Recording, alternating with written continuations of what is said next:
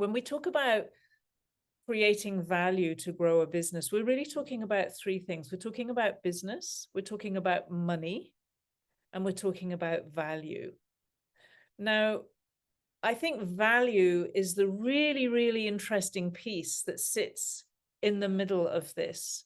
So often when we think about growing a business, that we automatically default to making more money. And of course, we need to make more money. If you don't make more money, your business probably isn't growing, and money is a good kind of proxy for certain other things. But what I found is when people focus on money alone, they don't really grow the whole business. You think you are. And I learned this by doing a kind of holistic evaluation of my business. And I looked at 6 different dimensions of it, and only one of them was money. And I did it with my team maybe a couple of years ago, and it was a breakthrough moment for me because I realized that I had tremendous wealth in my business that I had never really appreciated. I discovered the wealth of the people. So people like you, people who have signed up for something, people who maybe have done a short course or nothing before or read my book, but this tremendous wealth of people that were already there and curious about what we have to offer. And I think before, you get taught to see people almost like going through a funnel or as prospects or as leads, this traditional business language, which I refuse to use in my business. We never talk about funnels. We don't talk about prospects. We don't talk about leads because we see people as people. But even so, because there's always such a focus on money, I wasn't seeing the wealth in all of those relationships that had formed, sometimes by talking with people, sometimes presenting something like now, sometimes just in writing by email or by you reading something of mine. All of that is relationship formation and is probably, arguably, the greatest wealth that exists in the business. And then I started looking at the wealth we had of our culture, of the way we do things. I was interviewing recently for a social media manager, and a number of people who I interviewed said, I want to work for this company because of what you do. It wasn't because of me, it was because of what we do. It was the culture and the way we do business. And the way it's not just how we do business, the way we live our lives within the business, which we share with all our clients. And I suddenly realized the wealth of that, because many businesses don't have that. If people work with me and they have a health problem, we don't think, oh my God, they're not working today. We think, how do we support you with healing? Because we know that if you understand healing better, you're going to work better for the business. So we approach things from a completely different angle. I didn't really appreciate that value that exists in the business that actually is not just an aside, an extra.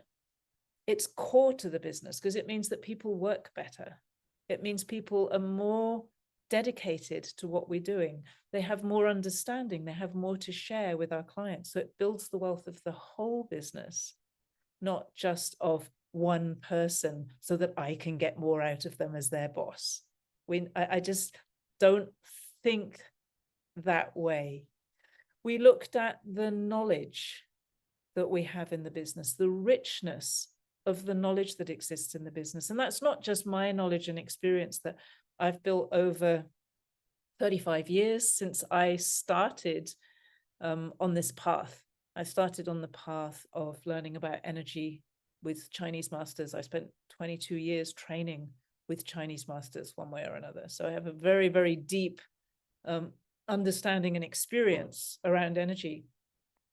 And of course, before that as well, I specialized actually in working with children. I used to work for the BBC in England, and I specialized in interviewing children, which taught me how to listen in a way that I think it taught me to listen much more deeply than I would have done otherwise.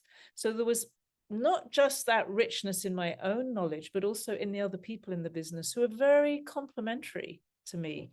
And then, of course, all the people in our community who start to share their wealth of knowledge with each other through the community. So there was another wealth that I discovered that I can't say I was unaware of it, but I didn't understand the value of it and how useful it is to actually invest in that value, to build the value of it. Then we looked at money. We understand how to look at money. We can see the wealth of money in a business. That was really useful. Then we looked at our technology. This was another eye-opener for me, because I realized we started listing all the technology that we rely on in our business. And I realized that that technology, if you like, is the machine. It's the engine of our business. There is virtually nothing I could do in this business without that technology. And the fact that I'm talking to you now, but even if, you know, something awful happened and I could only work with local clients, that's how I started. Back in 1998, I started a business teaching really similar things, but in my house. So people came, they couldn't even come to my house without technology, without cars or buses. Even then, I used my computer to print things out and put little notices in shops, which is how we used to do it in those days, and send off an article to a magazine that brought me lots of clients from all over the UK at that time.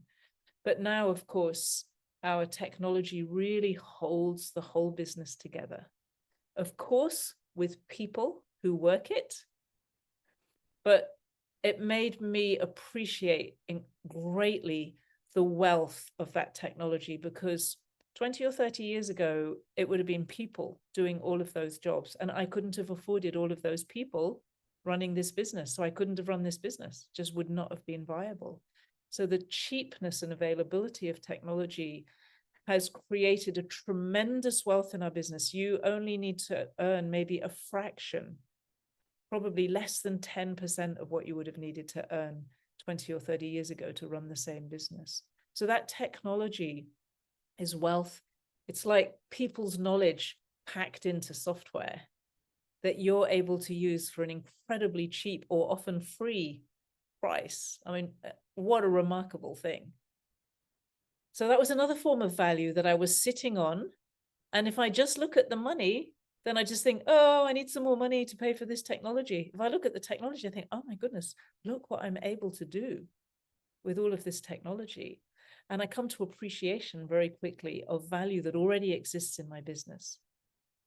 It's much easier to grow value that you already have than it is to grow a value that you think you're running out of or you're short of. When you appreciate what you have, it appreciates, it grows. If you constantly look at the scarcity of what you have, not enough money to buy this, not enough whatever to make whatever work, it's very difficult to grow, because what you grow is scarcity. You don't grow abundance. When you appreciate the abundance, the wealth that is in your business, which is the value that you have, it's much easier to grow more of it. Okay. And the last kind of value or wealth that we looked at that time was well-being. Now, this was another really interesting one for me, because not only is well-being in my team and in myself the center of my way of thinking, and I think really appreciated by the team. You know, they really use the materials, they use everything that I teach, they solve problems with it, they help their family to solve problems, and then they learn also how to teach to others. It's not only that, the fact that well-being is fused into the business, it's fused into everything that I teach and everything that we do. So this experience where we're talking about how to grow your business by creating more value, for me, one of the things I hope you go away with is some really nice positive energy that makes you a little bit healthier, because that's what energy does. And with all my training, I learned how to transmit energy. So when I talk about things, you receive this energy, which is primed with health and healing and well-being, as well as knowledge about business and creating value.